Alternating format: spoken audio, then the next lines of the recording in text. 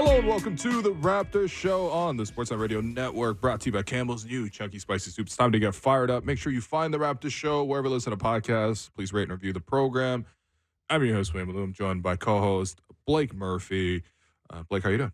I'm good, man. I'm excited for today's show. We got quite a lineup today. We got quite a lineup today. We have 4 guests for you, starting with the Kid Mero, which is going to be pretty incredible. I loved watching Jesus and Mero in all their iterations. You know, was a fan of the art, fan of the brand. You know, obviously that the brand is gone, but still, Mero is around, and Mero is doing a great podcast with Carmelo Anthony. So we'll talk to Mero. And now that LeBron's doing one with JJ Redick, we can revisit Melo versus LeBron, but from a podcast lens. You know, we actually a lot of Melo this week because yesterday he was the ambassador for the Olympic draw. So we got for 45 minutes to watch Carmelo just picking one ball out of a bowl of 2 and opening it up and holding up, Canada or whatever. A lot of Melo this week. That wasn't exactly as exciting as the Raptors media draw that took place as well, which involved a similar process. But you will finally reveal the rosters of those and the coaching staffs. Yeah, and the coaching staffs. It's going to be a very fun segment, and I'm looking forward to playing in it tomorrow. Made sure to get in my run yesterday to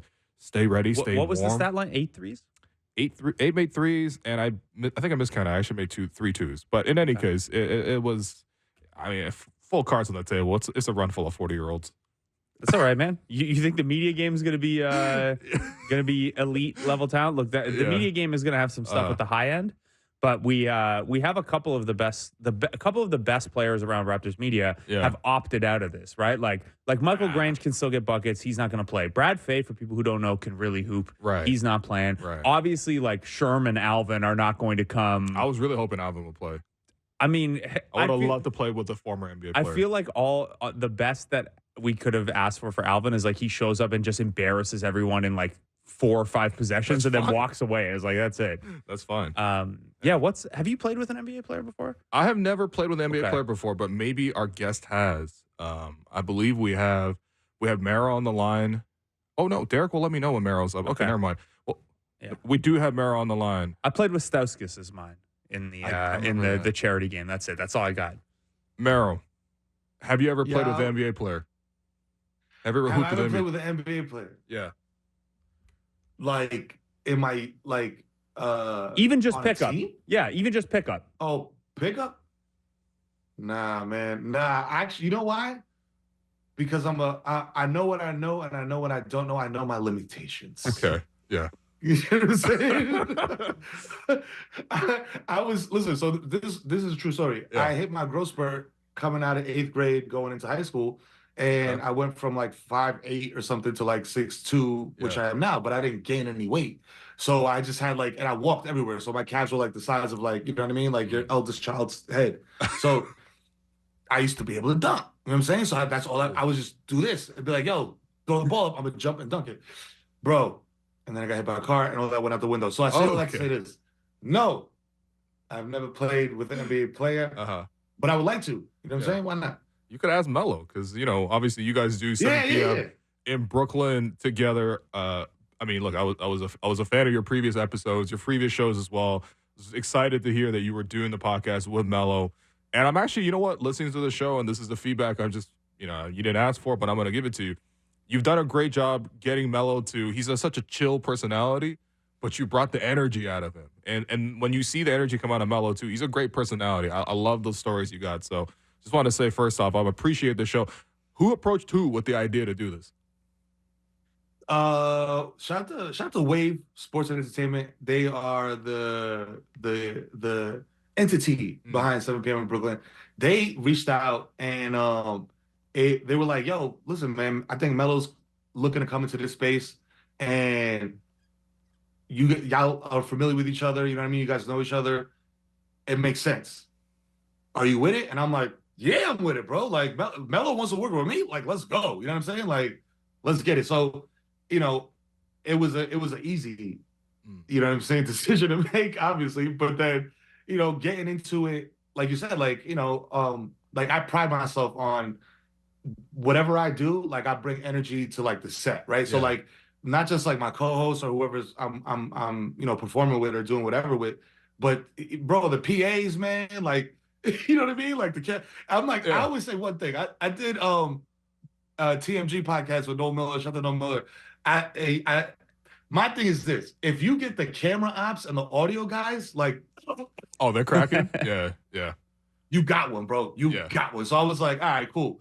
I was like, when I saw that, I was like, yeah. I was like, we got a banger here, baby. You know what I mean? So obviously Melo, opened up. You know what I mean? And that's the real Melo. You know what I mean? Like the Melo on 7 p.m. is like the real Carmelo Anthony. It's just, when you're a professional athlete, obviously you got to be very measured in the way you do media, and like, you have to have media training and all that stuff. But once you retire, man, it's like, gloves is off. Let's just talk about, let's talk our, you know what I mean? Right. I don't know, it's just a family show, so I just censored myself. I appreciate that. No, it's good. Yeah, okay, so the follow-up question there is, when did you first meet Carmelo? And does he know that you used to always say Carmelo Anthony? Like that was like your thing. So like obviously, like, Bodega Boys, like Decent Mero, like the whole that run was hit a lot of people. Yeah. Melo was one of them. When I was at Viceland, he was in the building a lot. You know what I mean? Oh, okay. Like he was like, I don't know if he was trying to do something with Vice Sports or they were building something, but he was in the building a lot, and he stopped by a few times. Okay. And that was like the initial meeting. Like, yo, what's up? You know what I mean? I'm Mero, da-da-da-da. Huge fan. You know what I'm saying? Thank you for putting the team on your back.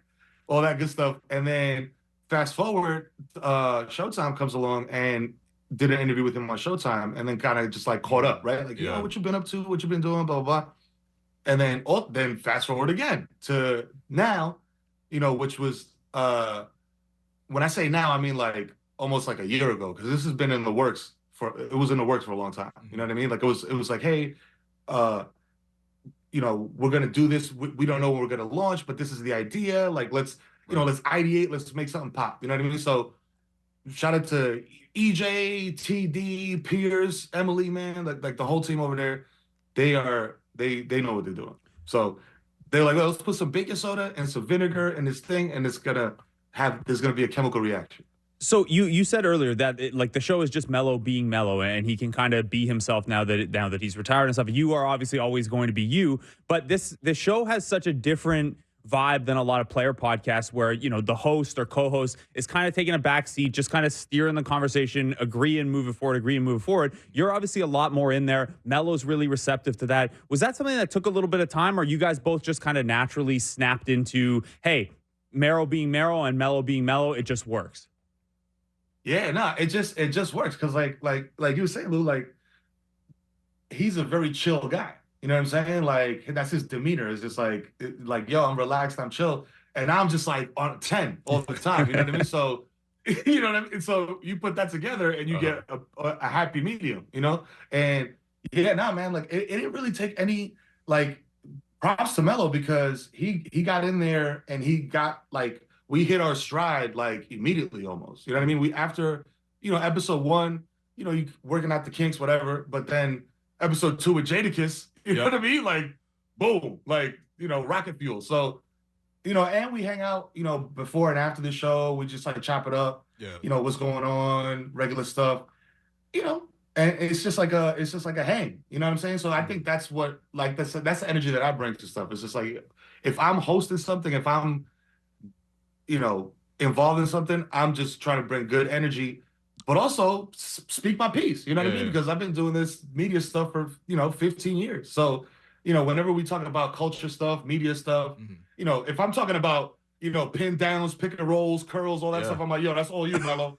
You know what I mean? But then when we talk about, media, how stuff is changing, TV, music, writing, all that type of stuff. And we have guests that are, from the world of sports and from entertainment, like Jada, Method Man we had last time.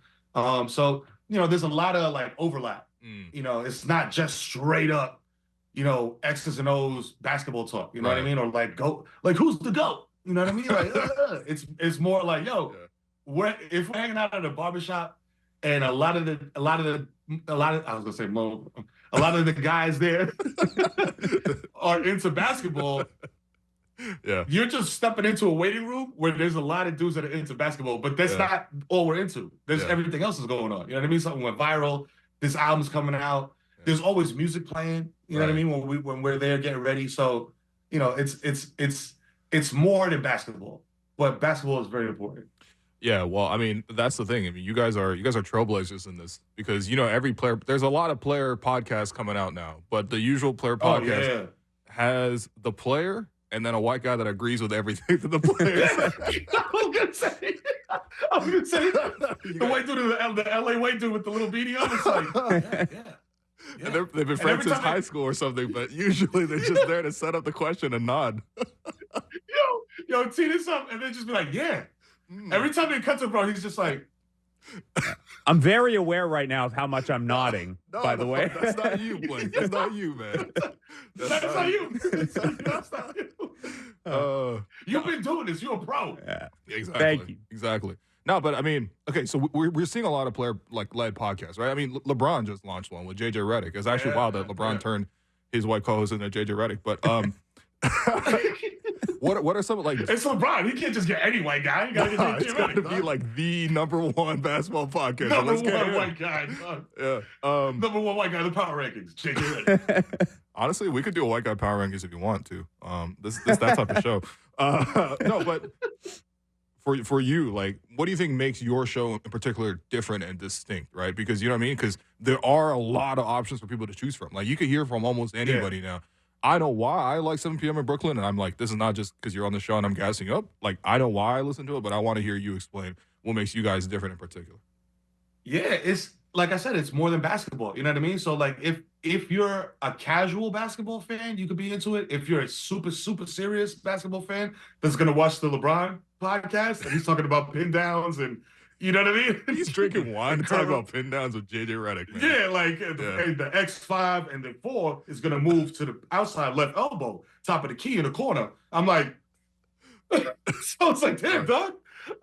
But so I'll say this much.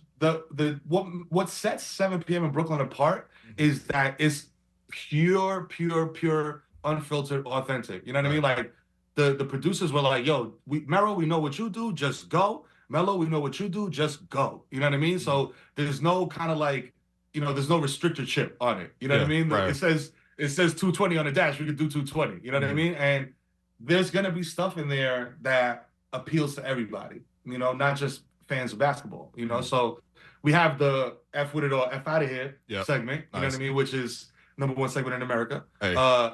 You know, talking about pop culture stuff. So even if you just tune in for that, you know what I'm saying? Right. But I bring the comedy element, you know what I'm saying? Melo brings the knowledge of the hoops and everything. And also, Melo's a funny dude. Melo's a sneaky, funny dude, bro. You know what I'm saying? So we're on episode 13, I think. I don't even know what episode we're on because I'm just having mad fun doing it. But the difference is, bro, when you sit there, you're going to feel like you're just a fly on the wall. Yeah. You're not feeling like... Exactly it. You're being presented this program. You know what I mean? You feel like, yo, I'm in.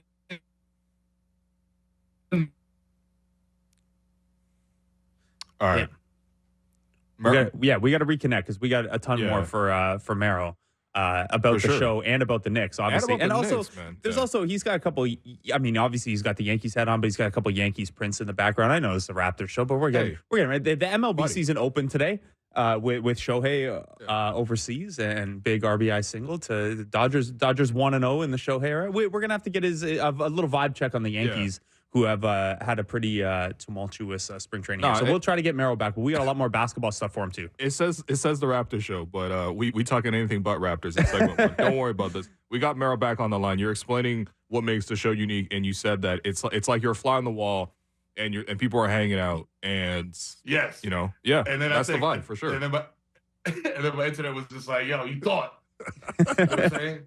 Calm down, hyping up your show like that. But it's really like what I was saying before I froze, like in a weird pose, was that it's like you're a fly on the wall, you're just hanging out. You're a part of the conversation, but you're just not saying something because you're a little too high. You're just like in the back, like reserved. You know what I mean? Just chilling, like observing. But that's what it is, man. It feels like you're a part of the conversation. Gotcha. And like jump in the comments, man. Become part of the convo. There you go. There you go. Well, I think you were talking about this too, but I wanted to ask you here. you're explaining the importance of owning your own show, owning your own product, things like that. Yeah. Walk me through some of that, because obviously a lot of people obviously know you from the previous shows that you did, which were shows that I'm at least this is what I understand. This is shows that you appeared on, the shows that you agreed to work on, but this is now your show. Yeah. Tell me about the difference there. Right. So when the difference is you're not beholden to a network, right? You're not beholden to executives that might not know what they're talking about. Let's be honest. You know what I'm saying? Like Issa Rae had a great quote, you know what I mean, a while ago. I'm gonna butcher the quote, but it's basically, you got people that are deciding, making creative decisions, but they're not creative people. You know what I mean? So like and that puts your stuff at hazard. You know what I mean? Because like y'all got your joint jumping off, but if somebody comes in and it's like, hey guys, I like the show, I like the Raptors show, I like what you guys got going on, but how about we take the Raptors out of the title and just call it the show? Do that. And you're just like, bro, that makes no sense. What are people, you know what I mean? Like that, these are the types of notes that you get when you don't have executive level talent. And when you own your own situation, you don't have to deal with that. Right. You know what I mean? And also the buck comes straight to you. You know what I mean? Listen, yeah. Yeah, we got fireworks. What is going on here? Yeah. Yo, I've never seen that with anybody else that we brought on the show. Yeah. It's that great a point. Yeah. I'm saying they know what's up. But it's the truth. It's like, I hear you. At this point, man, we're hitting a stage in media, dog, where fam, my kids come home and they turn the TV on and they go to YouTube. Yep. They're not turning to a certain channel or whatever like that. They go on YouTube. So I'm just like, hey man, look, media is changing. I've been doing this for a long time, and you can see it changing right before your eyes. So get out in front, man. Make smart decisions now. Own your stuff so that when it's time to pop off, if you got to move, right? You can take your stuff with you and not leave all this stuff you created behind. Kind of like it's like leasing the car and just giving it back. Like but being broke. Yeah. Like I'm gonna lease this car and I give it back. Now I got to take the bus. But I don't know how I figured it.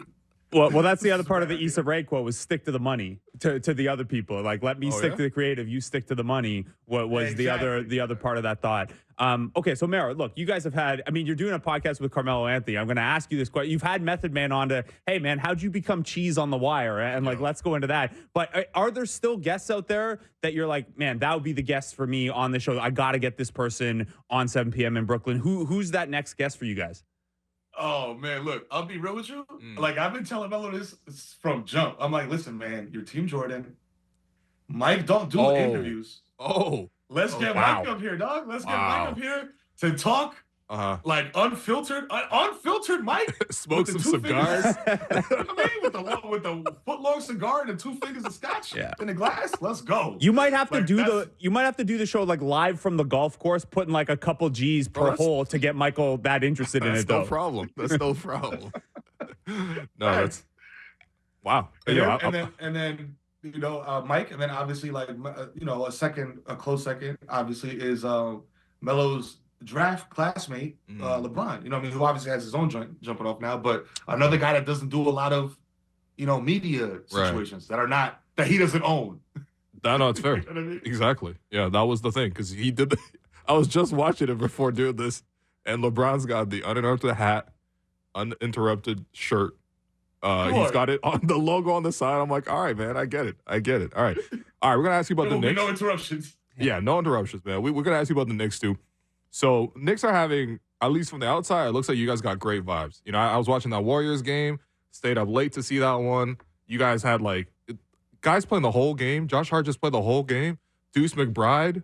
Who even knew Deuce McBride unless you were a hardcore Knicks fan coming into the season? Yes. And he's cashing all these threes. People around the NBA are like, who's Miles McBride? Oh, Deuce McBride. Okay, I got you. Yeah, I didn't even know it was Miles. Okay, yeah. So how you feeling about your Knicks right now?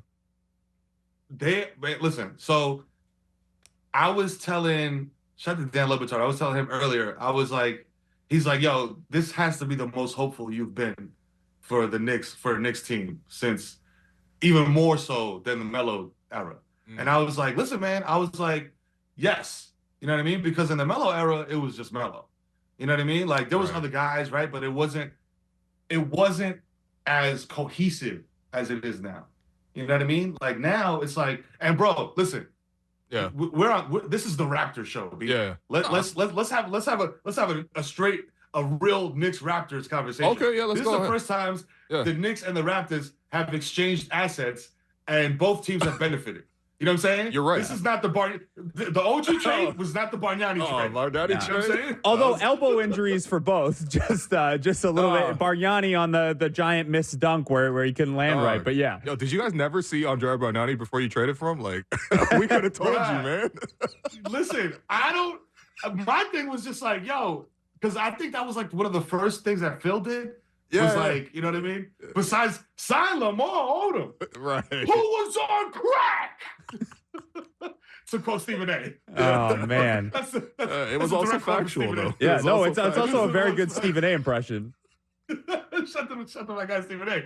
But I think that was the Phil Jackson era where he was just doing whatever. Yeah. And I think Phil had like a hard-on for Euro guys. You know what I'm saying? So he was just like, yo, let me get this Euro guy, 7 feet, can shoot. You know what I mean? It sounds good on paper. It was Andrea. It does sound good on paper. Tremendous. Andrea sounds good. By the way, the Raptors took him first overall, so you're explaining everything we already knew. Yeah, that was our first overall pick, man. Straight up, dog. Like, and you think on paper, like this is amazing. Yo, this guy can put the ball on the floor a little bit. Yeah. Next Dirk. There you go. Yeah. Except nah.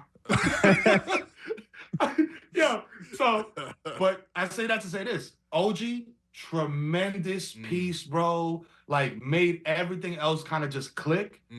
Spacing is like proper now. Like, listen, I loved RJ, bro. And like, I know, like, on 7 p.m. we called him Bland Man and all this stuff and whatever. But like, you know, but that was literally no shots. It was just the fit was wrong. Yeah. RJ is a stud, bro. Yeah, he's a great player. RJ's a stud. Yeah. He's a great player, bro. And he's going to cook for y'all, I'm telling you. Yeah, he is. Quickly and RJ are going to be stars in Toronto. You know what I'm saying? Unless you flip them for somebody else. But like, what better story is there than RJ returning home? You know what I'm saying? For sure. And after leading Team Canada deep, you know what I'm saying, into the national runs. You know what I mean? So yeah, I say all that to say I'm very confident in this Knicks team. Jalen Brunson, bro. As a hardcore Knicks fan, dog, we have not had a competent floor general that hasn't expired. Because, yo, we had Jason Kidd at like 40 years old. Yeah. We had Chauncey Billups at like 40 years old. Yeah. But other than that, bro, it's been like Marty Collins, Tony Douglas. You know what I mean? Like this revolving Was it feeling Raymond Felton? Yeah, the end of the Stephon Marbury era, like pre-Melo. Yo, what about my guy, Jeremy Lin? What about my Chinese icon, Jeremy Lin, bro? He gave you guys the best 2 weeks of your life. You know what I'm saying? And that's what it was. It was the best 2 weeks of my life, bro. I was like, I went to like Tahiti or something, man. Having a fair or some shit. Like a vacation. You know what I mean? a vacation. Like, yo, I've been shorty on vacation. We had a fling. Nah. But then, like, you know, all those things, they never felt sustainable. Yeah. This feels sustainable. Yeah. This feels like, yo, we're gonna go on it like this. This is a team. You know what I mean? It's giving like 04 Detroit, where it's like, yo, there's no like star. Like, you know what I mean? Like, I sell mad jerseys star. Okay, I got balloons now. What's happening with these visuals? This is hard. This is how excited we are about Isaiah Hartenstein. It's like he could be the Ben Wallace. Julius Randle could be the Rasheed Wallace. Like, here we go. I feel like Tibbs got to OG as Tayshaun Prince is not a bad not a bad translation there either. Yeah. You know what I'm saying? What about Precious though? You like Precious can be a bit of a wild boy. In Toronto, he's a wild boy, but I want to know what he's been like in New York. He's been amazing, dog. Okay, and he's a New Yorker, so I was just like, yeah, this is great. Like, it's funny because, like, you know, anytime an NBA trade happens, it's like the main pieces, and then like, yo, guy. You know what I mean? Like, guy 1, guy 2, guy 3. Right. Precious got thrown in there like guy 1. You know what I mean? And it's like, oh no, this is Precious. Yeah, he can play. Like, he could play. He could hoop. This guy can ball. So you know what I mean? And he's bringing exactly what we were looking for, which is like toughness, like defense, rebounding. You know what I mean? Like, and just movement, man. Youth and movement, bro. Like the ball isn't like stuck in one space like it used to be. Like, you know what I mean? It used to be just like kind of like an ISO game, you know. And now it's like more, yo, they're swinging the ball around. Like, I feel like I'm coaching my kids' team. Yeah. We got shooters. We got Dante. The whole team can shoot, man. Like, dog, I feel like I'm coaching youth basketball, where I'm just like, y'all want to see 3 passes before the shot. You know what I mean? And they're doing that. Yeah. And you guys got the coach's son, man. You guys got Rick Brunson's son running the whole show. There you go. You know what I mean? It's like he plays the game the right way. Yeah, he really does, man.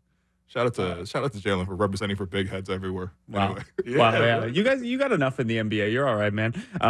Okay, so this Knicks team, obviously, you kind of laid it out there. You go back to that 2012 team with Melo and like J.R. Smith and Tyson Chandler were kind of the 2-3 there and stuff. Confidence level right now. I know there's the OG and Julius Randle injury question marks, but let's assume they're back for the playoffs. How high is that confidence level for you? Is it back to way before Melo confidence level? You think this team has a run in them with the East as open as it is?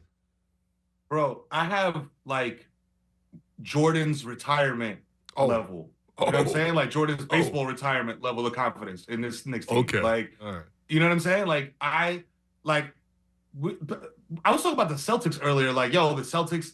Bro, we'll cook the Celtics. Oh, okay. You know what I'm saying? Like, okay. Yeah. Like, I would love to see it. Absolutely. I'm here for that. Guaranteed. Hey, I'm not tripping off the Celtics.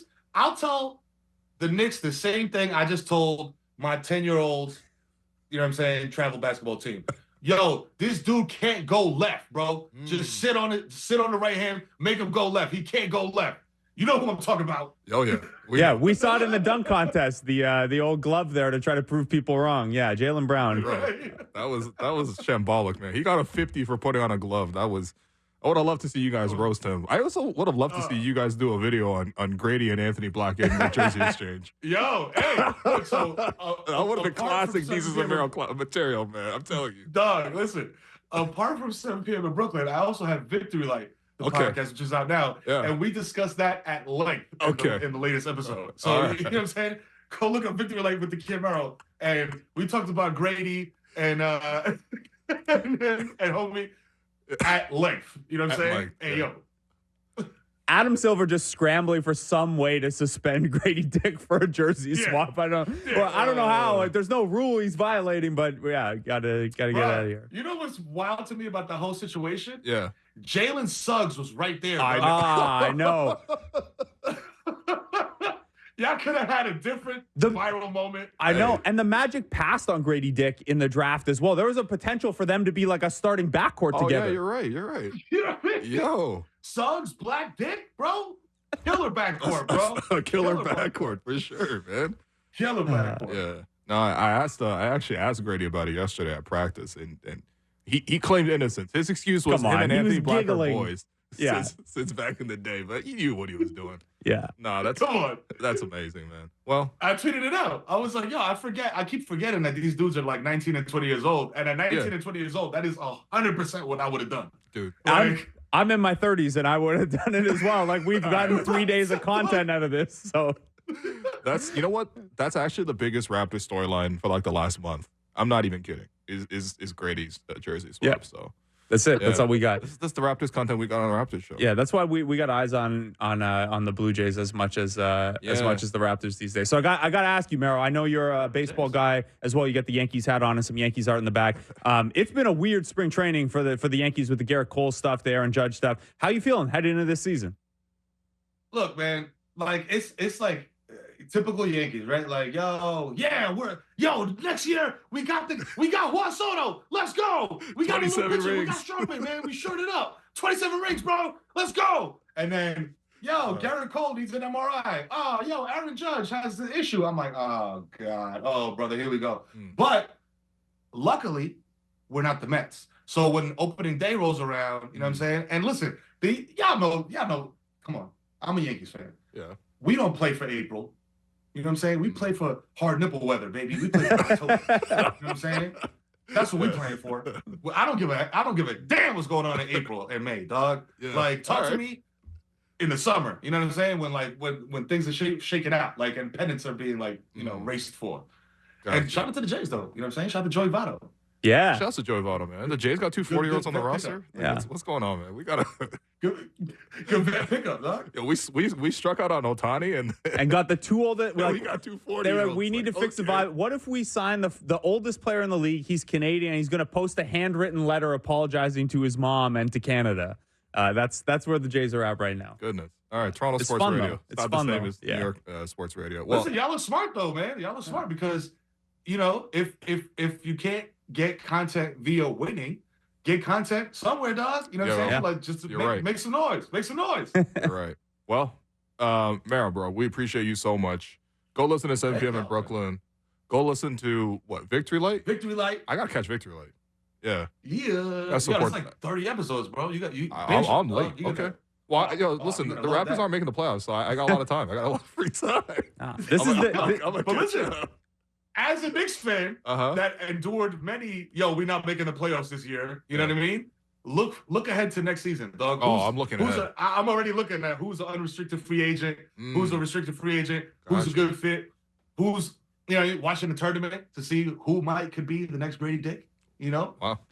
Yeah, there you go. Plus, we can just root for the Knicks in the playoffs because the OG and Precious connection and friend of the show. Yes. Let's go. We can throw our hat. So it's certainly not going to be behind Boston or Milwaukee. Or Philly's a little complicated with Kyle. Not Philly. No, I don't care. Why would you ever do that? Yeah. Kyle, man, they got Kyle Lowry. That's I gotta at least give it some consideration. I was hoping so much that Kyle would land with the Knicks, so I don't have to. Because you guys are Team Villanova, so you guys might as well get the OG Villanova guy. Yeah. But why not? But it's good though. You guys got Deuce McBride, bro. Like, all right, man. Bruh, who apparently was a star quarterback? I just I'm like, this is like Charlie Ward all over again, dog. Right. Wow. No, the vibes are really back, man. We gotta play Go New York, Go New York, Go in the commercial or something. Yes, please. No, we're not doing that. It's still Toronto, all right? We're still Toronto. All right, man. I appreciate you, dog. Thanks, man. Appreciate y'all, man. Thank you. Damn. Man. They really the vibes are so good that they ride with McBride. It's like that's it's what do you think of Tibbs playing guys 48 minutes? Because the thing is, to me, you know what I feel about.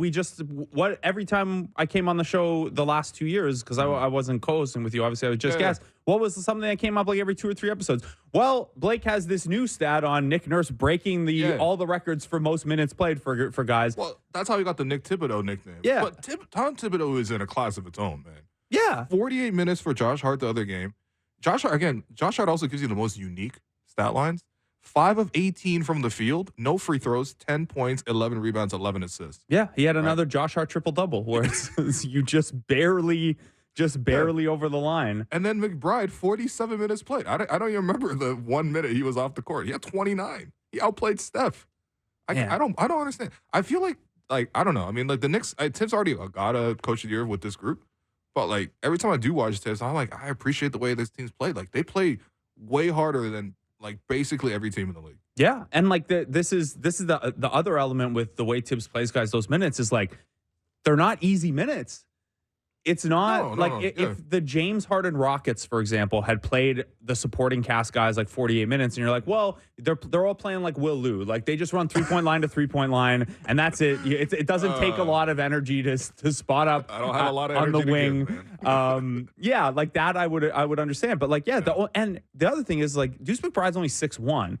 We just part of why Emmanuel Quickley was available is because Tibbs didn't want to play Brunson and Quickley huge minutes together for defensive reasons. So McBride is doing enough on the defensive side that also Tibbs has broken his I'm not going to play two small guys together for big minutes. And like obviously they don't have a lot of options right now anyway, but it's pretty wild to see. Now, if this were the playoffs, I'd be 100% for it. There are no back-to-backs in the playoffs. What else are you waiting for?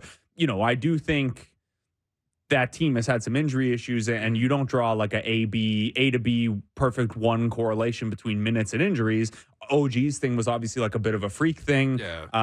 But it probably isn't taking everyone to April in the absolute freshest they could possibly be. I'm not worried about it for Deuce McBride though. He spent most of the year barely playing. Right.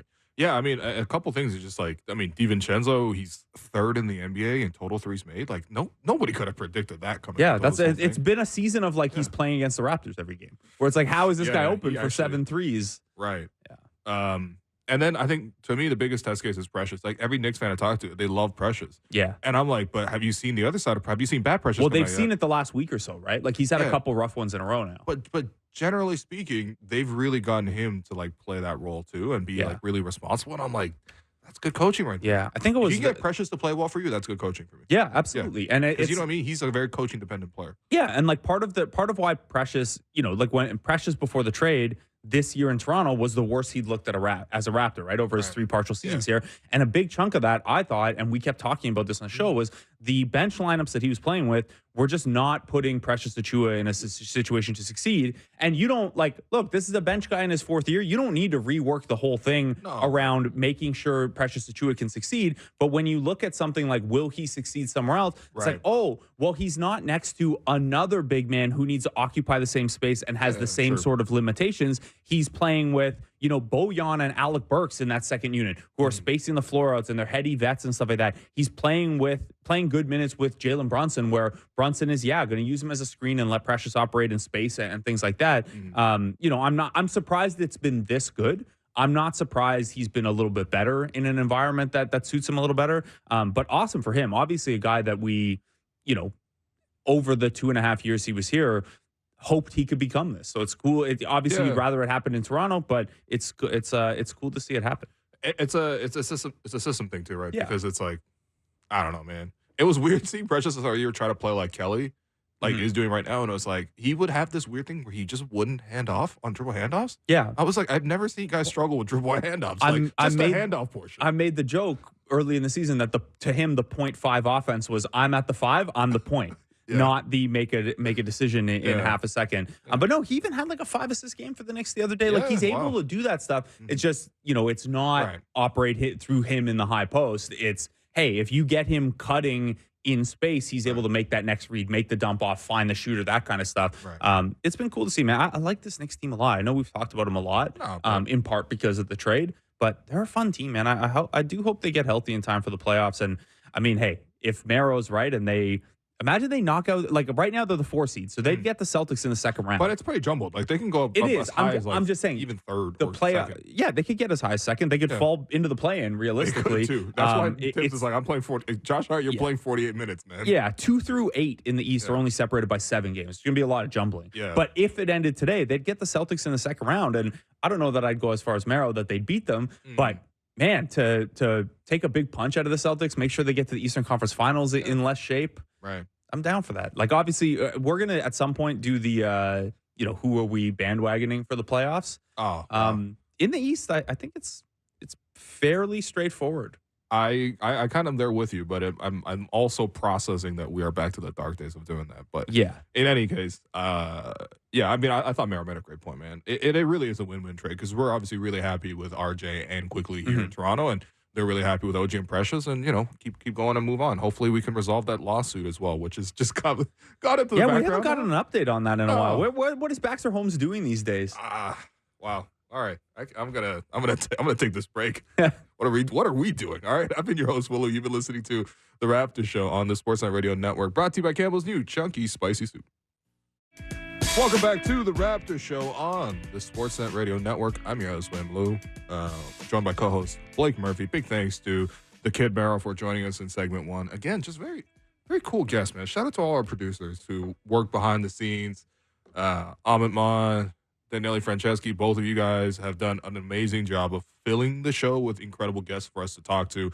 I know for you personally, Hanif was somebody that you've talked to in the past, but it's such an accomplished writer and poet. It was great to get his thoughts. And, of course, we pivoted that towards the Timberwolves, but it was just great to talk to him. And it was great to talk to Mero, who were I don't know. I can't tell you how many shifts I worked at the Score where half the shift I was just watching Desus and Mero. Yeah, I mean, look, not to expose ourselves for what the jobs were like at the Score, but you had some free time, especially if you were working a day shift.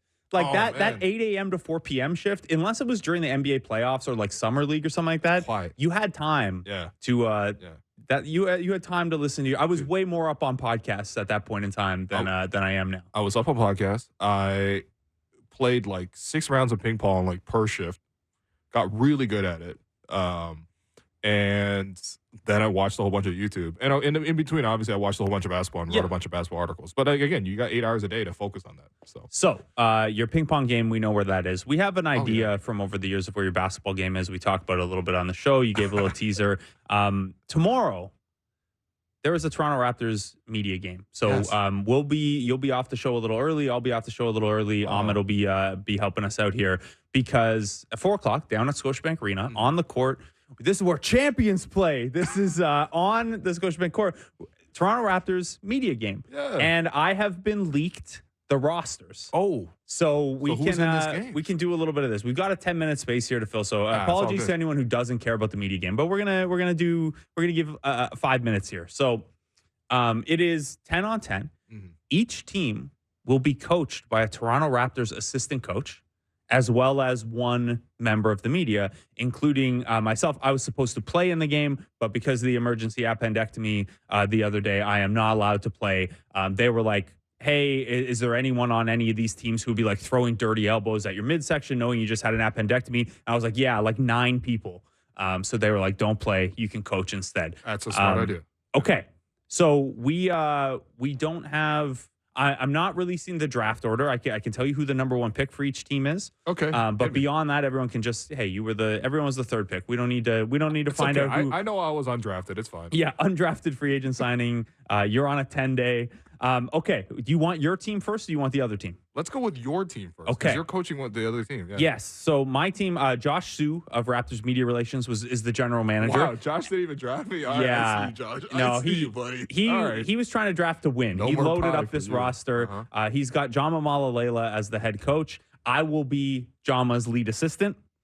And the number 1 pick in the draft leads this team. It was Akil Augustine. Mm-hmm. Who can hoop. There was some debate. There are 3 or 4 people who could have had a case to be the number 1 pick, but Akil was the number 1 pick.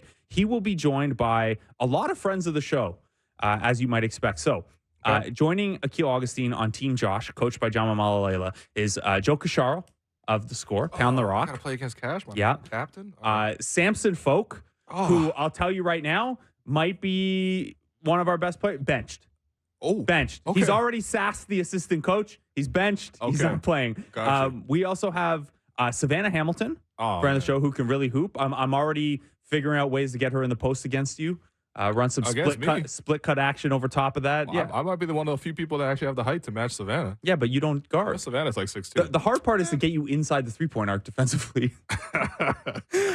Okay, so Akil, Joe Cash, Samson, Savannah, Eric Kareen. All right. Saxon Lane, a photographer who does a lot of great work for the Raptors social media and digital teams. Adam Lascaris. Chelsea Late. Okay. Liban Osman. And Joe Wolfond. I got to play against... Oh, that's so many of my guys. Wow. I got to say, we got both Pound the Rocks. Well, I hope they pound the rock, literally. Yeah. So my initial impression of this team, I'm pretty happy with it. We're a little small. You're a little small, man. Especially when you're at the last couple. I'm like... Yeah. Like Cash, Wolfond, Adam Lascaris, Eric Green are all on the smaller side. So we're going to be a little undersized, right. I think, relative to your team. Is Eric going to wear his plaid flannel into the game? Yeah. But I'm gonna cut the sleeves off of it for him. So he's going to he's going to like Bruce Brown. That's Bruce Brown's ideal fit. Yeah. All right. So not a bad team. What was your initial impression? That's the roster you're going up against. Just a lot of friends that I'm looking forward to playing this game with. And if I hurt your feelings because I get too competitive, it's just know it comes from a genuine place of loving competition and not hating anybody in particular. Yeah. At least this one's not for charity. This is just for fun, unlike the charity game where we all might have started taking it a little too serious, except for the people on my team. It happens no matter what situation I'm competing in. I just become a different person. All right. The other team was drafted by Phil Summers of Raptors Media Relations. GM. Will be coached by Pat Delaney. The real GM. Shouts to real GM. Wow. Yeah. Coached by Pat Delaney, assistant coach Lindsey Dunn. So Lindsay and I already have a little, not to make even more of the NBA betting scandal that's coming up, but Lindsay and I have a little side bet going on this. So, okay. Nice. We'll see how this plays out. So this team has, their top pick was Dwayne Watson. Okay. All right. Nice. They are joined by William Liu, of course. Esbar Haney.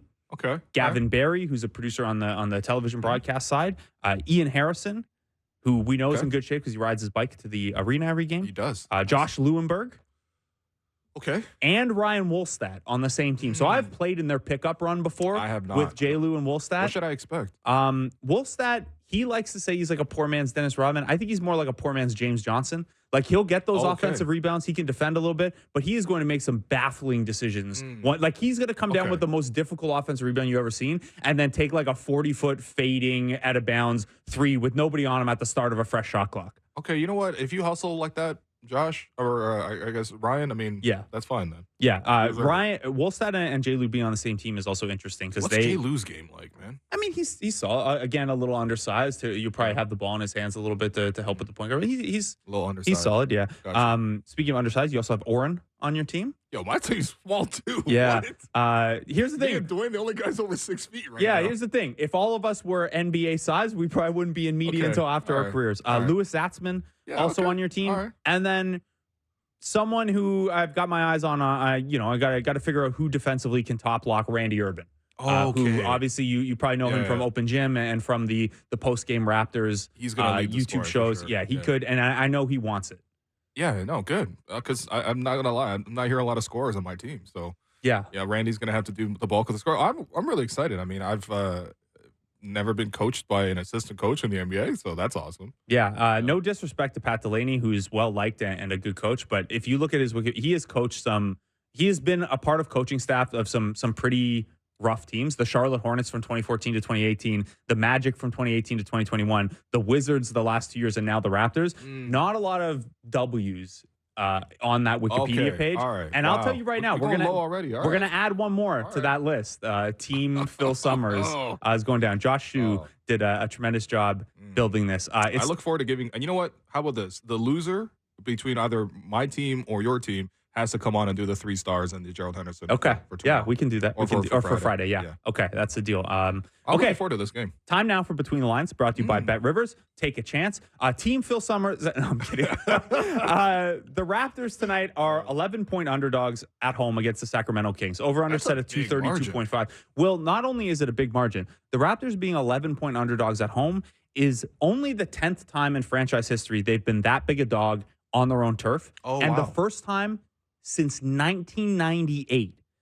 I'm taking out one Tampa Tank game because I don't count that really as a home game. Yeah. It was an end of the season in Tampa. They were technically at home playing against the Clippers, but no crowds. They're not in Toronto. So this is only the 10th time in franchise history. First time since 1998 they've been this big a home dog. Wow.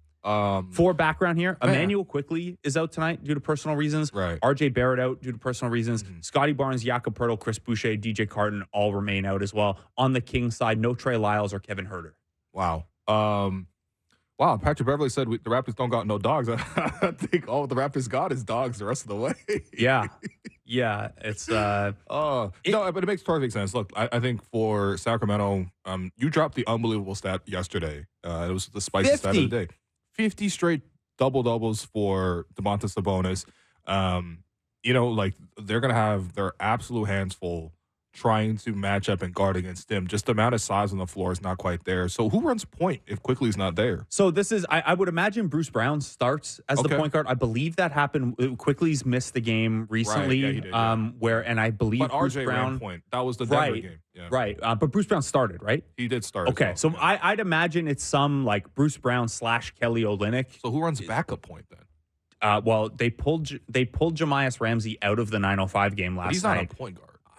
He might be right now. Have to be for this one. Like they've been careful about when they've deployed it. He's spent most of his time on the floor alongside Quickly, and even in those bench units, like he's not running the point when he's nominally the closest thing to a point guard on the floor. And you could say the same thing about Javon Freeman-Liberty. This year's been about trying to expand his point guard capabilities with the 905 when he's down there, but he's a scoring guard. He's a slasher. So I would imagine it's the ball in Bruce Brown and Kelly Olynyk's hands a lot. Running through the bigs even more, like Jonte Porter in the second unit.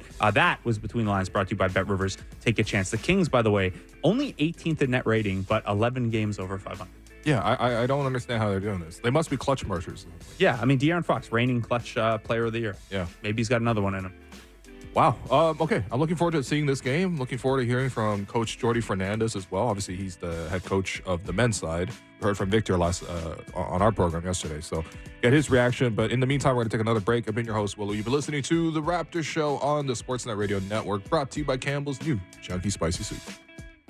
Welcome back to The Raptors Show on the Sportsnet Radio Network. I'm your host, Melo. Continue to be joined by co-host and soon-to-be rival tomorrow, Blake Murphy. That's right. It's Wednesday, so we're also joined by Marc Stein of the Stein Line as well. Mark, I guess I'm going to pose the same question to you because I asked our previous guest this as well, but have you ever played in a pickup run or any sort of basketball setting with a either active or former NBA player? Yes. That's it. That's all we got. That's it? Can we get some detail, else? or is this like a private secret thing? You want me to expound on that? it's probably happened more than once, but you guys know I'm old now and I forget a lot of stuff. But I do vividly remember, I say vividly remember, and I'm not even sure. It must have been the 2012 finals when Oklahoma City was in the finals. Okay. I remember a media game that I think Brent Berry played with us, but wasn't Brent Berry still active in 2012? So maybe it was later. When did Brent Berry stop playing? Can somebody look that up for us? He stopped playing in 2009, so you're good. He might have played in that in 2012. Okay, so that makes sense. So I'm going to guess it was the 2012 finals because, like I said, I seem to remember Michael Cage played. Brent definitely played because I remember Brent repeatedly trying to tee me up, and it took me about 5 passes to finally to hit something after a pass from him. Got you. This is like, it's so funny. Brent Berry to Marc Stein, and like mine is Nick Stauskas to Blake Murphy. It's like there are levels to these media NBA player connections here. Sure. Brent Berry to Marc Stein, a much higher level connection there. I have a better story now that I think about it. When I was really, really young and I could actually still function on a court to some passable level, I had started covering the Clippers, and I used to get along really well with Gary, the General Grant. And I would, and I, like I said, at this point, I thought I could still handle the ball and move. And I was like, I can get past you. Oh, come on. Oh, wow. That's confidence right there.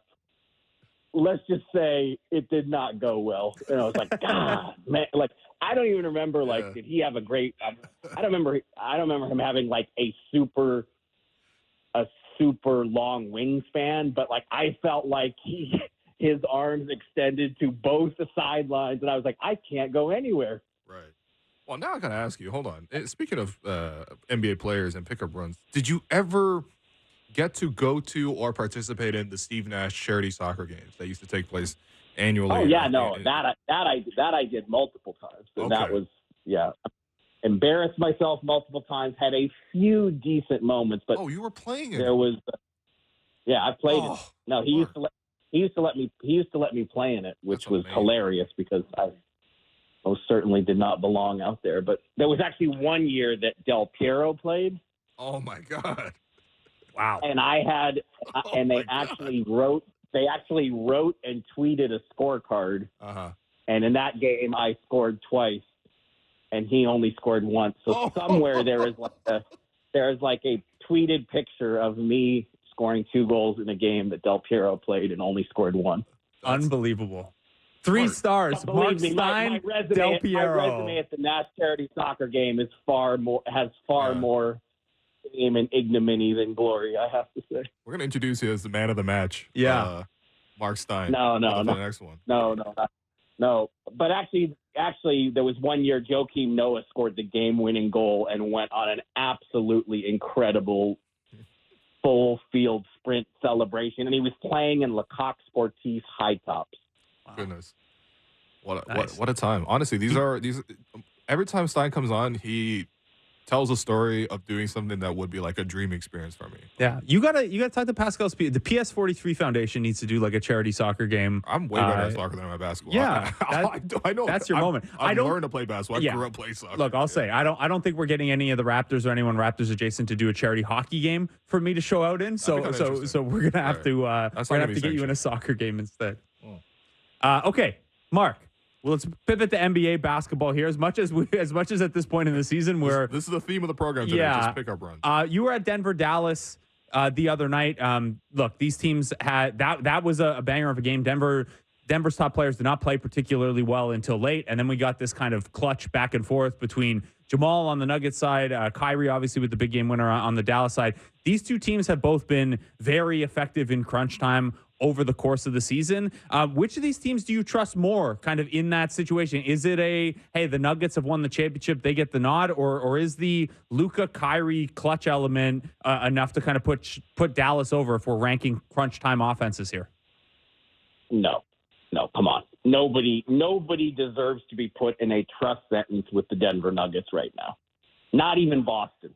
Boston's going to have to show us in the playoffs because I think I've said this before on the show, Boston's regular season resume really isn't as good as it probably could possibly be. Okay, they're not making a run as the 73-win season that Golden State assembled, but they've done everything else. But, they're actually 4-5 in 3-point games last time I looked. I mean, so, they've had a few crunch time pratfalls. I just think Denver, it took Kyrie Irving draining, one of the buzzer beaters of all time to win that game. But, the Mavs had a 13-point lead in the fourth quarter that the Nuggets promptly erased. And it looked like it was just going to be the classic, Denver's turning it on when it matters. Jamal Murray was 4 for 16 and then hit 3 big shots in a row, and then he missed that elbow jumper to open the door for Kyrie's game winner. But, look, I just think Denver – yeah, I mean, this. We do this in the NBA, and I'm as guilty as anyone. But once you've won it, we just treat you different, and until you've won it, we doubt you. I mean, that's just the way it is. I mean, we can have that. It's not just Boston. We're going to have that conversation about the Pelicans. The Pelicans have been arguably the best team in the league outside of Boston since February 1st, but until they do it in the playoffs, we haven't seen Zion Williamson on the playoff stage. So the questions will linger. Minnesota, Oklahoma City, we can go on and on and on. Yeah, the Pelicans and Timberwolves are also, if we look at, performance in the clutch this year, they're two of the worst playoff teams. Actually, they are the two worst playoff teams other than the Miami Heat kind of in those clutch situations. So I'm with you there. Phoenix not in there. Phoenix has been losing a lot of fourth quarters. Yeah. Look, Phoenix's fourth quarter numbers are absolutely ghastly, but I think if you took a poll of supposed NBA experts, they would say, Phoenix is that lower seeded team that supposedly is the scariest. But based on the evidence we have, they really shouldn't be looked at that way. No, and Mark, I agree with you on the Denver versus Dallas, Denver versus the field. And it's not only the championship stuff. Denver's also lapping the league in crunch time net rating right now, too. So even if you were to be like, Denver doesn't have the foot all the way on the gas, they can turn it on in April or May if they need to. They're also still being way better than everyone in those situations so far. With respect to Dallas, though, have they been able to climb the kind of confidence index for you at all over the course of this season, given that they have been particularly good in the clutch? Kyrie has had those moments, and of course, Luka playing at an, if not MVP, certainly an on the MVP ballot right now. I know they're in a play-in spot right this second, but how are you feeling about the Mavericks' chances to make some noise in the postseason overall?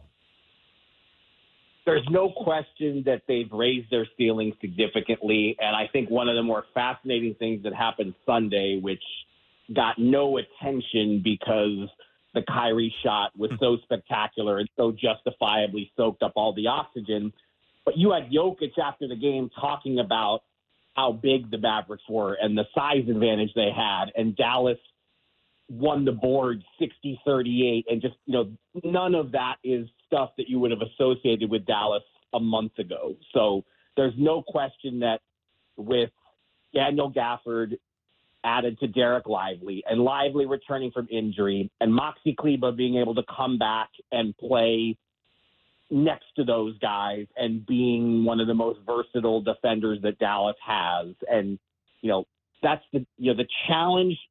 Nobody wants to see Luka and Kyrie in the playoffs. They are a nightmare for any defense to deal with as a duo.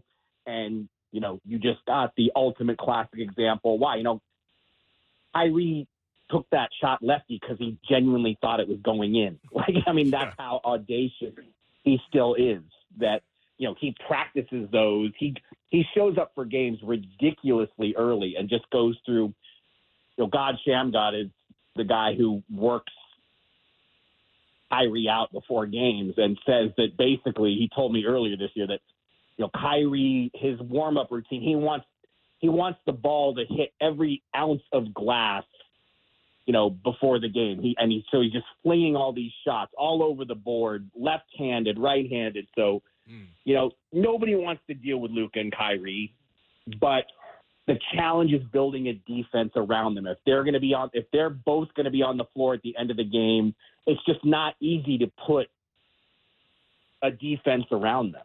And that's what Dallas has been searching for, and they think that with the, they're relying heavily on Derek Jones Jr. and Dante Exum, and now having Gafford, they think they found the right alignment at last. Yeah, I think it's interesting thinking about this pairing because you compare it to, for example, Jokic and Murray. Like, they play off of each other. It's a two-man game right down to the final minutes, and that's part of why it's so hard to guard them, because they're playing a two-man game.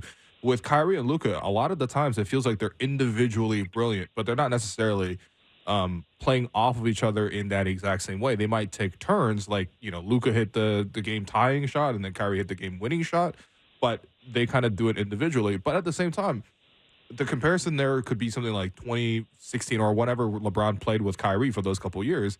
It was like, I didn't feel like those two necessarily synergized off each other every single play, but they were individually brilliant, and they found enough defenders and enough three-point shooters to make it all work and execute at the highest level. Do you see some comparisons, at least, to, I guess, Kyrie with LeBron versus Kyrie versus Luka? Look, that was the Mavs' dream scenario when they put this duo together, that they would be able to be a modern-day LeBron and Kyrie. And obviously, offensively, Luka, he's got to win his first scoring title. I mean, you saw last night, I can't remember him ever having a shooting night like that, and yet he still uncorks an 80-foot chest pass for an alley-oop that people can't believe. Yeah. I mean,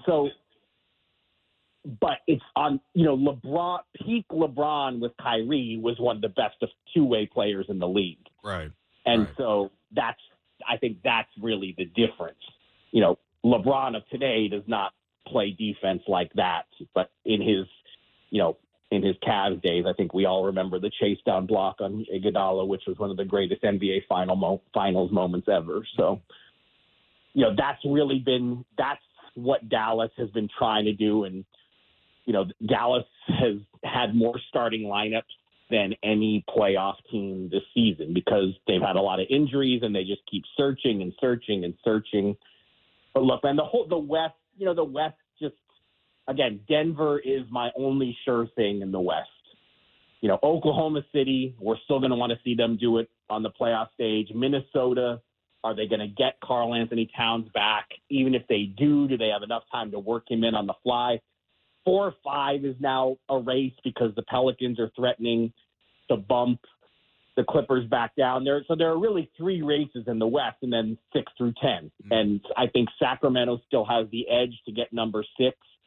Sacramento and Dallas are going to play a baseball series here at the end of March, which is going to determine a lot. Sacramento's already won both games in Dallas, and now they've got the Mavs on their floor twice at the end of March. And I do think the Kings and Dallas have, nudged just a little bit ahead of the Suns, the Lakers, and the Warriors. But again, you look at the play-in standings every day and you start going through the names. And if the play-in round started today, you got Luka, Kyrie, Durant, Booker, Beal, Curry, Klay Thompson, Draymond Green, LeBron James, and Anthony Davis are all in the play-in. Yeah. So 2 of those teams and 2 groups of those stars aren't even going to the playoffs. I wish my hoop idea, hashtag hoop idea, that used to be a thing on Twitter.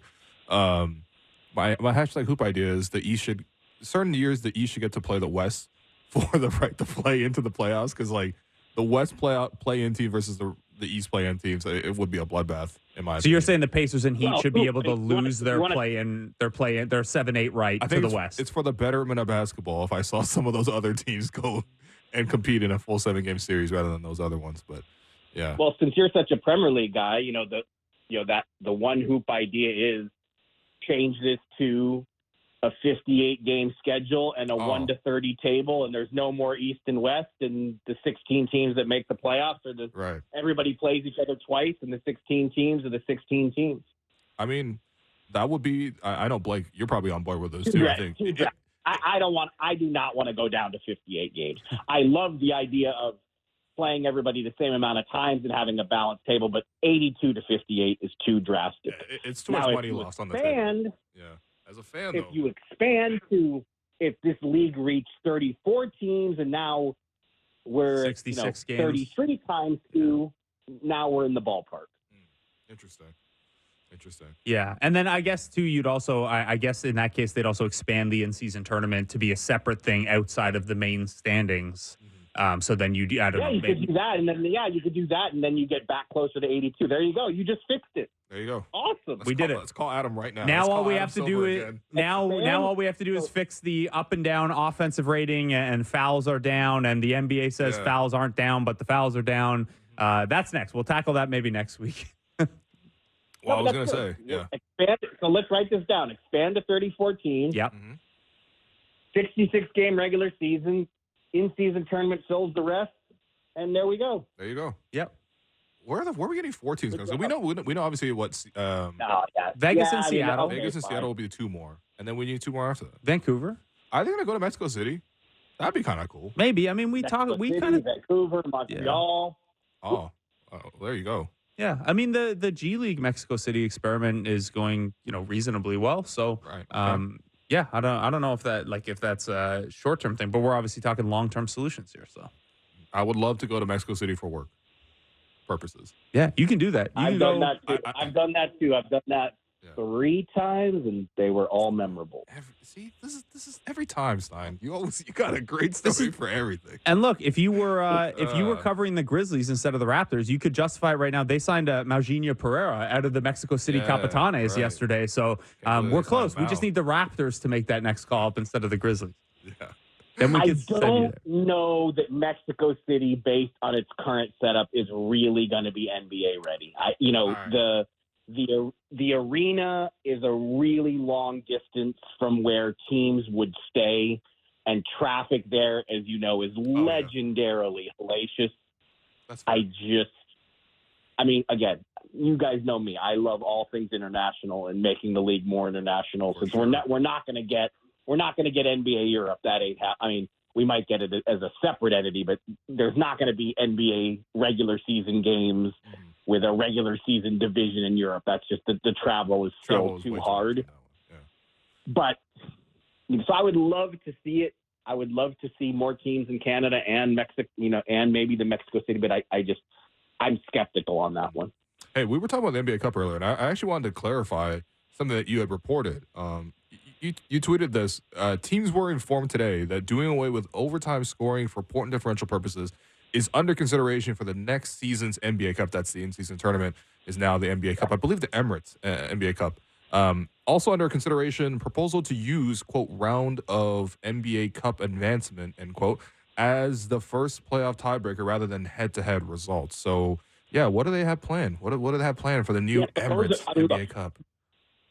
Under consideration are 2 very important words. They're doing a lot of work because they've only reached the consideration phase, but that means they are on the table. And that second one is really the drastic one. If that were to be enacted, that would mean if 2 teams tie in the standings and the play, instead of head-to-head and instead of conference record, the playoff tiebreaker would be how far you went in the NBA Cup. And that, to me, is pretty drastic. And it'll be interesting to see if, does that get support or is that opposition? Because the league's clearly trying to make the NBA Cup as important as it can. Right. And so, there was talk, teams should get an automatic playoff berth or teams should get a draft pick. Okay, they don't want to go to those extremes, but to make it the playoff tiebreaker, the number 1 playoff tiebreaker, that seems to be the level of extreme that they're willing to at least consider. Well, let me throw this at you, Mark, as well. In the other direction, what if it also determines draft order ties? So, hey, the Raptors and Grizzlies are going to end up tied for 6th worst.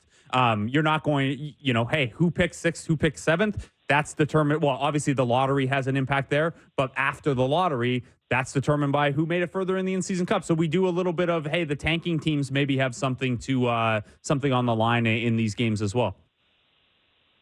I have not heard that as a formal proposal, but since you're on such a hot streak with your ideas, I'm not going to doubt that maybe that makes its way to Olympic Tower. There we go.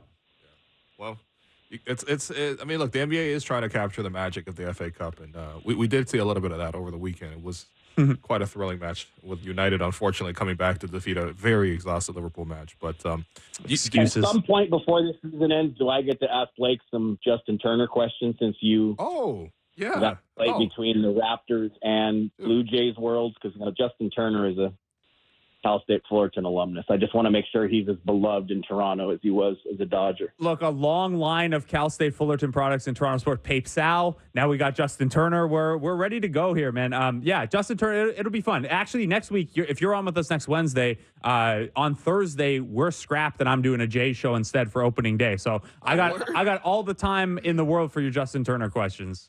Yeah. And don't wait. Just wait for the episode when I start going through all of Cal State Fullerton's many CFL alumni. Wow. We run the CFL. My CFL knowledge is not up to snuff, Mark, but I got you on baseball and basketball products. Mine is nil apart from whatever Fullerton grads have played in the CFL, but there have been several. Yeah. And we can go through that at some point in the future if needed. Well, we will call you next week, Mark. So we appreciate you. Not about that, but you will call me. Hey, Dude, the Raptor show is in name only right now. It's the whatever we want to talk about show. To be honest. So I actually had Dwight Powell the other day. Oh. Dwight Powell was animatedly insisting that he was a legit Argonauts fan. I said, "All right, man. All right, I believe you." Really? Sure. Yeah. That will make one in Toronto. All right.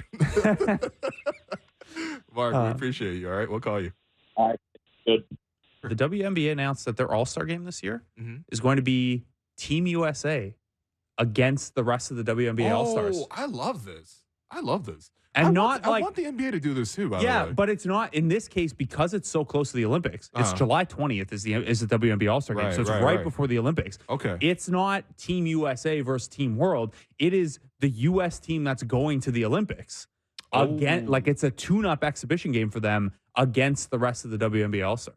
That's pretty sick. Yeah. That's so obviously you sick. couldn't do exactly that equivalent in the NBA. No, but I would love to see USA versus World as a format at some point, especially because they're basically established now that the All-Star game is going to be different year to year. Yeah. So one of the years, and we're getting so close to it now, and this is something that Mark wrote about in his newsletter, is like, when are you going to see the next American MVP winner? Yeah, like the top three right now is probably Shea, Jokic, Luka, and then if it wasn't Luka, it'd be Giannis. It'd be Giannis, right? It was Embiid for a stretch, although he is now, he said he would play for the USA if he was going to play internationally. Yes, so I don't know how that would affect Mr. Stripes and Flags, or Stripes and Stars. Joel Embiid. Flops and stars. Yeah. No, but seriously, I would love to see that exact format. And of course, it runs into the issue of like, well, you don't want to just like take spots away from being an all-star game just so you can find balance in the rosters. But like that, I think number one, that could actually add some global appeal to it, which I feel like that would really help. The NBA has always really succeeded by like applying its like media outreach to a global scale rather than projecting it just solely here in North America. You can also do like we talked yesterday about the number of guys who technically are allowed to reclassify as for the Bahamas for the World Cup or for the Olympics if they really wanted to. We could get creative if the international team doesn't have enough players or whatever. But like if you look at just the starting lineups, like there were 5 of the 10 starters were international players anyway. Yeah, exactly. Yeah, so like you're already in a pretty good spot. Yeah, who doesn't want to see 6 of the 10.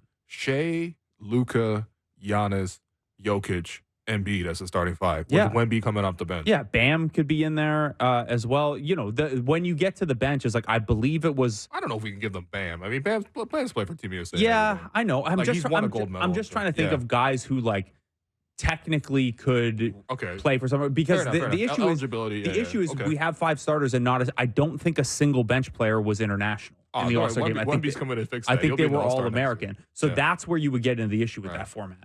There'll be also a lot of bigs because low-key, it's a lot of bigs. It's like Wemby, Sabonis if he makes the All-Star game. But that's kind of fun too. Is like a huge team versus a guard-oriented team. Is like if we're just trying to throw different looks at the All-Star game, that's fascinating to me. Exactly. There you go. All right, we're gonna take this break. In our last break of the day, I've been your host, Will. You've been listening to The Raptor Show on the Sportsnet Radio Network, brought to you by Campbell's new Chunky Spicy Soup. Welcome back to The Raptor Show on the Sportsnet Radio Network. I'm your host, William. We'll continue to be joined by co-host Blake Murphy. The two of us are headed to the game tonight. Obviously, the Raptors playing the Sacramento Kings. And joining us there will also be our guest for segment 4, Samantha Woj, who is, how would you describe yourself? You're an artist who draws a lot and paints a lot using sports equipment. And you'll be doing a piece today at the Raptors game. But Samantha, thanks for joining us on the show. Thank you for having me. And yeah, basically that's how I describe it, or I try to describe it to people. So yeah, good job. So for anyone who hasn't seen your work, first of all, strongly recommend checking it out on Instagram and Twitter. It's a lot of fun. If you didn't see it on the Kelsey brothers sharing it on their podcast, oh wow, how could you miss it? What are you doing on this one then? 'Cause that's big. That's big though. Yeah, seriously. But so Samantha, you have a Bachelor of Fine Arts, an MA in Creative Arts Therapies, but it was only a couple years ago that you started doing this, using sports equipment as your tool to kind of, I know you've talked about kind of bringing your passion for sports and your passion for art together. What first gave you the idea? How did you first come across, hey, you know what? I'm going to use a football to paint this football painting. I'm going to use a basketball to make this basketball painting. Joking around with my sister during the pandemic. I just finished writing my thesis and I was really bored, and I haven't painted in a while. It was like almost a year that I didn't do any personal projects. And I was joking around because I played soccer for a long time, and we had a soccer ball in the house, and I was like, Steph, like, why don't I just roll it on a canvas? I have a canvas lying around. Why not just have fun with it? And she said, why not? And I was like, okay, I'll do it. And then that's how it kind of started. And then the Olympics were happening, and they were going abroad, and I wanted to support kind of Team Canada. So that's where it kind of continued. So it started with a soccer ball. In your experience, what is the easiest and most difficult sporting equipment? Like, it strikes me that a football might be a little easier because you get the fine point end of the football to use. A basketball is obviously just one large surface of the same. What's the easiest, the hardest kind of, if we're looking at sporting equipment? It really depends, because I feel like I did hockey. It's pretty easy because you have very different sports equipment. So I can use a hockey puck, and it has different textures, and the puck could be wide, it could be on the edge. Hockey stick can make nice marks.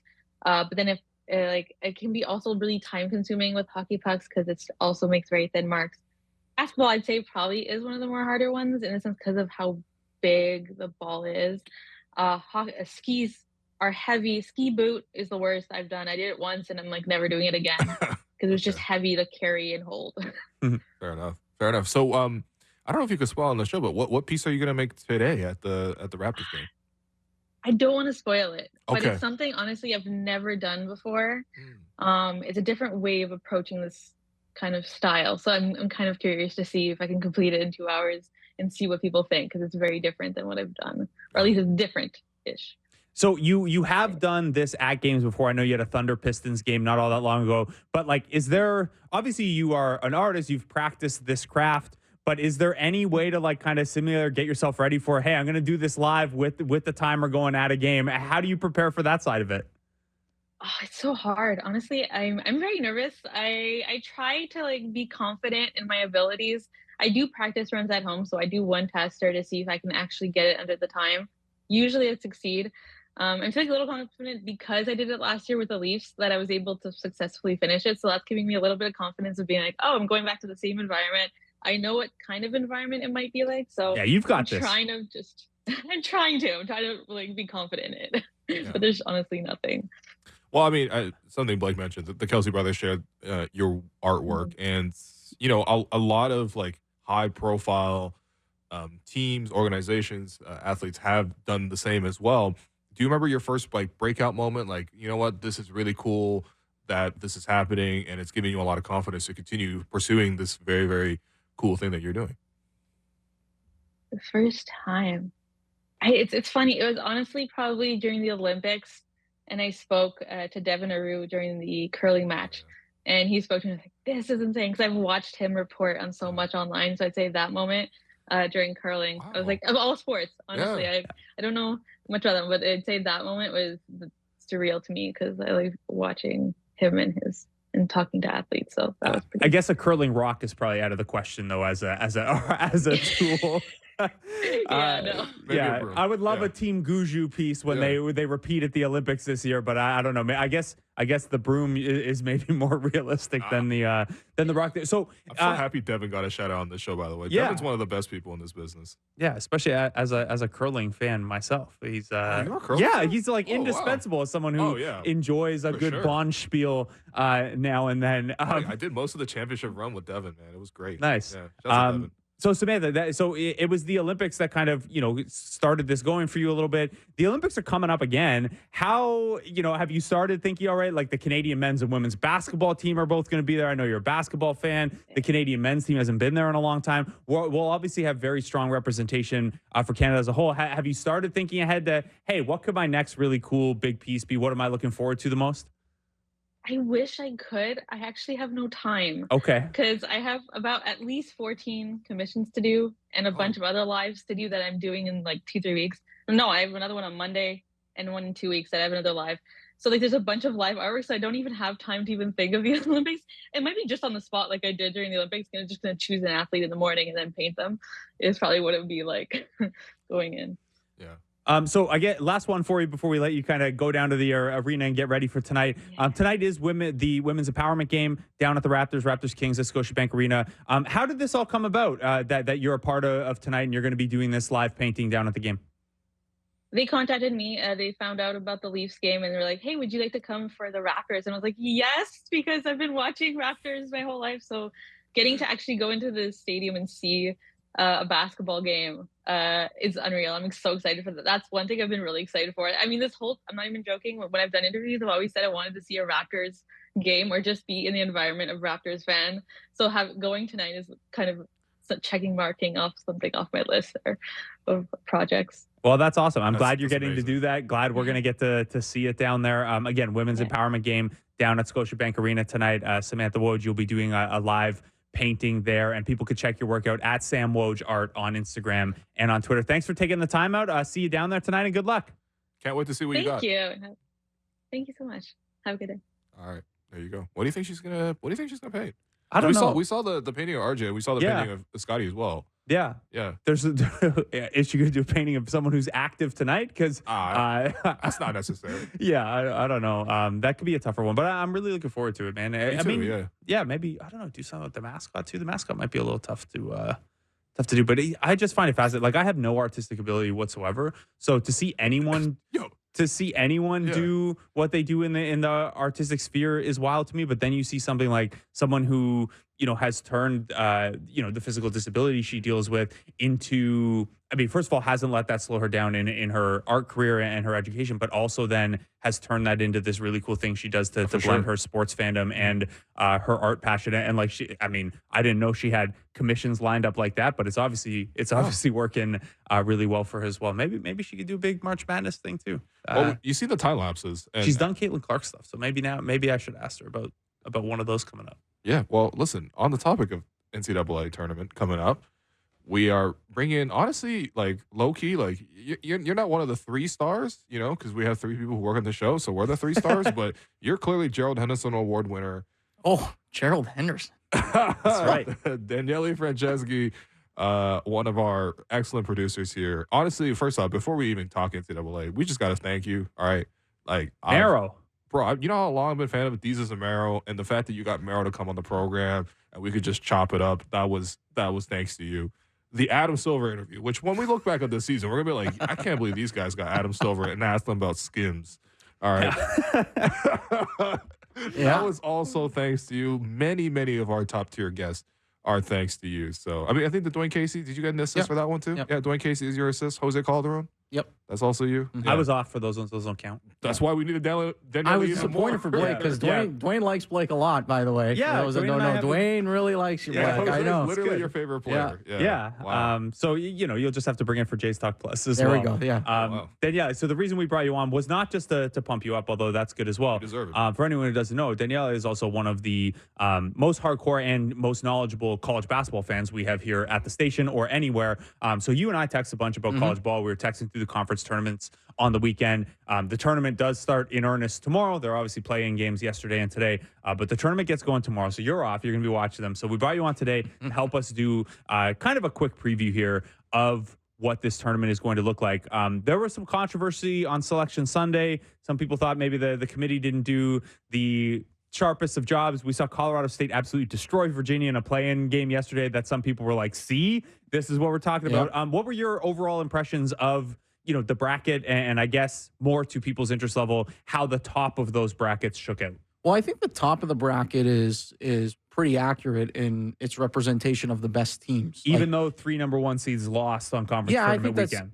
Totally. And it's funny because that's usually it's common for number 1 seeds to go out frequently in conference tournaments. You see it year in, year out, where those teams don't win. What is interesting about this year is that you had 5 bid stealers throughout the course of one weekend, which is what threw a complete wrench into what the committee had envisioned as their actual bracket. And Dr. Charles McClelland, who's was the vice chair of the committee this year, told CBS, they always, have them do a bunch of media interviews right afterwards.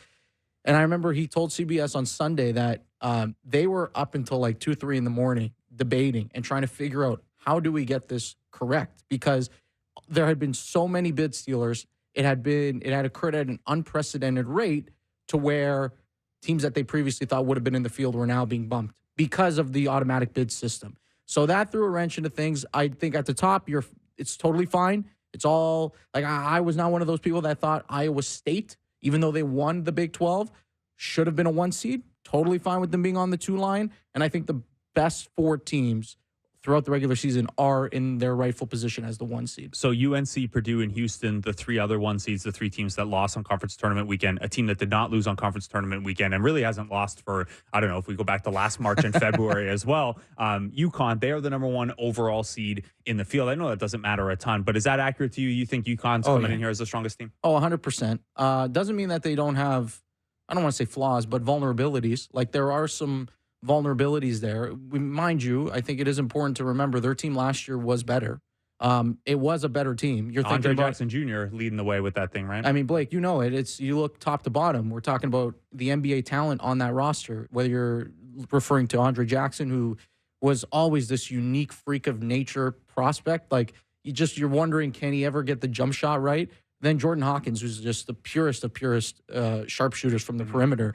So you combo that with the interior presence of Sanogo last year, and then Klingon, who was a freshman. They were loaded, and Tristan Newton becomes one of the best point guards in the country. So they're still there. They have a really good, their starting 5's great, complementary talent off the bench. The rotation is excellent, and Dan Hurley's a championship level coach. So they are definitely worthy of being the number 1 overall seed. The resume is impeccable, but I only see a few teams that are capable of actually beating them. I will say that. The only team in their region that I think has a chance, personally, is Auburn. I think the Auburn Tigers are the only team that match up well enough and have the physicality and the athletes that you need to beat UConn. Not even Iowa State, who are the 2 seed in that bracket and got some potential love as a 1 seed. I got to admit, Blake, I think the Cyclones are fraudulent. Okay. They rely heavily on defense. They've had a really good season, and I like TJ Osselberger. I really do. Last year, I was high on his team going in to the tournament. Now, obviously, they weren't a 2 seed. I can't remember exactly what seed they were, but they got absolutely annihilated. Why? They can't score. They can't score the ball. Defense travels, but at some point, the offense does matter. And I think they're capable of winning a game, 2 games, whatever. But to have an extended run, you need some offensive firepower. I just don't think they have enough. Okay, so the number 1 seed that is probably most relevant to Canadian basketball fans is probably Purdue. They hung on to a 1 seed even though they lost in the conference tournament there. They are led by Zach Edey, 2-time National Player of the Year. First player to do that since Luka Garza, who's kicked around the NBA a little bit since. Right. And then it was a long time prior to that. So Zach Edey is a Canadian, member of the World Cup. From right here in Toronto, man. Don't even oversell it. Shout out to Leaside. Yeah. Okay. I have no connection to Lisa. I'm just Canadian. Unless the guy's Newfie or from the region. He's from like 20 minutes from the studio. Like you could literally drive to wherever he went to school. So you have the 2-time National Player of the Year. You are a 1 seed.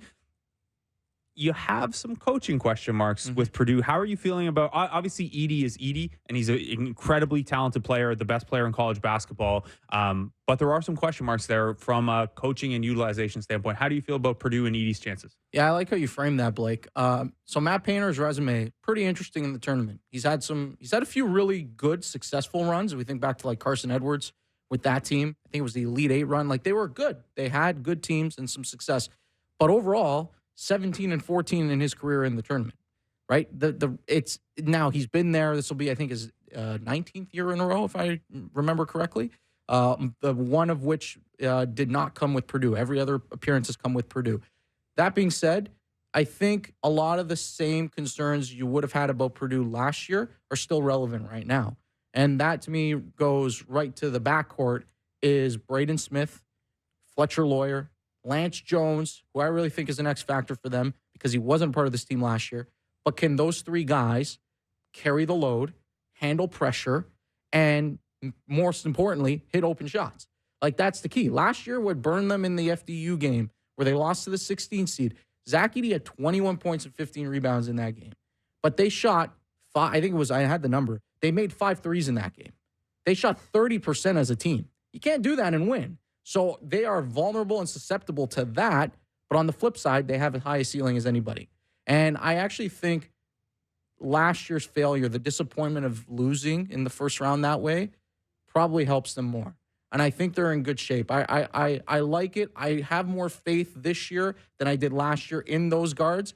And I think Lance Jones is a real difference maker. I think he's the big X factor because he was not there last year, and he adds a different dimension than Brandon Newman, who was previously in that role for them a year ago. So for me, I'm looking at this tournament every year as like, who can I expect to see in the NBA? Yeah. Get a preview of these type of players. With Zach Edey in particular, we've seen him play around NBA players because he's with the national program. We saw him last year at the World Cup.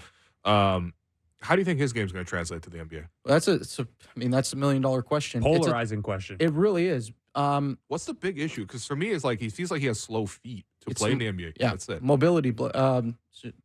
Mobility, 100%. Okay. Like, is he agile enough to do it? Now, I will admit, and having watched him play from when he was a teenager, he started in basketball late. He played for Northern Kings, and I remember being, watching him play AAU on that circuit. My own brother playing against him, and he was very raw, clearly.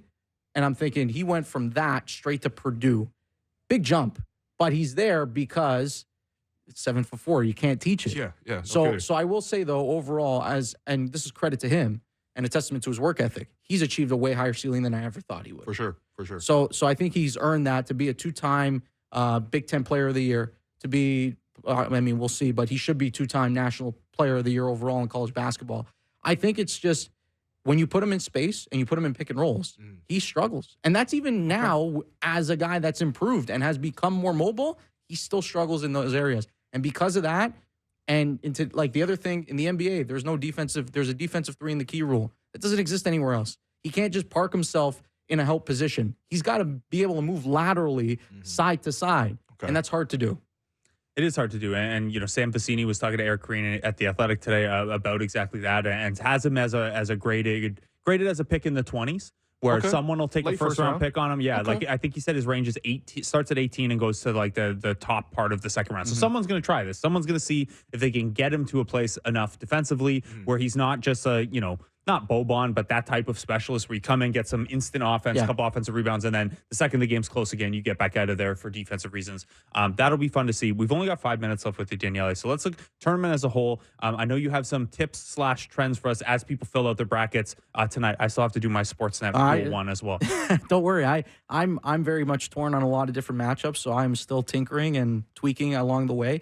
I did want to share some tips and tricks. Now, in terms of picking a national champion, because this is where, we all get not bogged down, but we are all captivated by the first round matchups. Like, everybody wants to pick the upsets correctly. Yeah. But what's going to actually allow you to have success in the long run in terms of actually trying to compete, win your pool, whatever, is picking Final Four teams and picking the winner. And there are trends, historical trends for decades now that can help you predict or project which teams are going to be there. And if we look at the actual national championship teams, Ken Pom is a very valuable tool. I love referring to Ken Pom. Ken Pomeroy does a great job.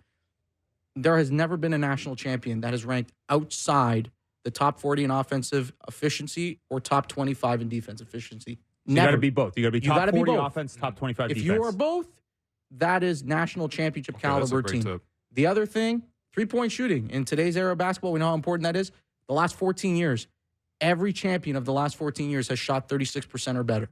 So if we actually look at which teams sort of satisfy this criteria, okay, if we're taking into account Ken Pom only, top 40 offense, top 25 defense, it's UConn, Houston, Purdue, Arizona, UNC, Auburn, and Marquette. That's 7 teams.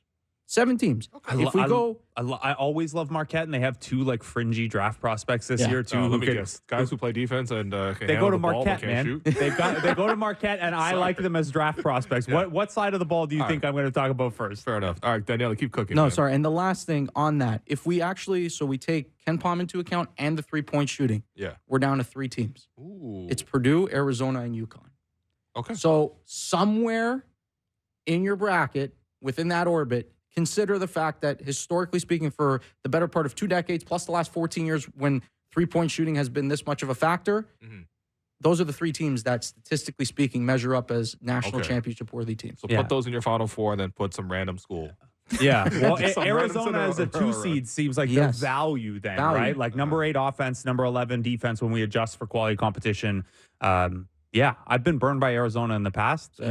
But we'll see how that goes. Okay, so I won't ask you to give away your men's Final Four because, again, we're all going to be in a pool together, and I haven't made my picks yet. But on the women's side, obviously a fascinating tournament there as well. The women's side has the benefit of more program continuity and things like that. You know the team's a little better. There's some rivalries built in. What do you see on the women's Final Four? Okay, so the Final Four, South Carolina, 32-0, the number 1 overall seed. I'm going to throw them in there. I'm not sure that they're going to win the whole thing, but I mean, I can't see a scenario where they're not playing. How do you not pick them in there, right? Like, if you get upset, you get upset. 100%. I can't see. Also, they're gunning for the 10th perfect season in women's college basketball history, which would be impressive, of course. I imagine most of them are UConn. That's a good question, actually. Don't know the background, but probably. Iowa. I mean, you can't go wrong with Caitlin Clark. Yeah. But what's interesting with Iowa is it goes beyond just her. Like, they are a team. They are a good team. Now, she is the most explosive player in college basketball, the all-time leading scorer, men's or women's. That being said, I look at what they've got in their front court, and without Hannah Stuelke, who's really emerged for them, they're not going to be in a position where they can actually compete for a national championship. I do like them to make it out of their region and get to the Final Four. And then I'm going to go with the UConn Huskies. They're a 3 seed. So they're kind of I don't want to say undervalued, but a little bit overlooked this year. But Paige Becker's playing great basketball. Aaliyah Edwards, Canadian, great. And my last one, the Texas Longhorns. Okay, I love Texas. Number 1 team, really love Texas. A lot of experience on that roster. I'm going with Texas. 6 of the 9 undefeated women's teams were UConn teams, by the way. Oh, nice. Yeah, of course. Daniele, thanks so much for doing this. Guys, thank you very much. Enjoy your 2 days off watching Infinite Basketball. Yeah. Well, appreciate it. We are going to wrap it here. I've been your host, Willow. You've been listening to The Raptors Show on the Sportsnet Radio Network, brought to you by Campbell's New Chunky Spicy Soup. Make sure you find The Raptors Show wherever you listen to podcasts. Subscribe. Please review the program. Big thanks to our producer, Amon, producer Derek Brandale, Jennifer Holnick Davis, Jeremy Manatap for helping behind the scenes. Thanks to all our guests today. We had a lot of them, and we will talk to you guys tomorrow.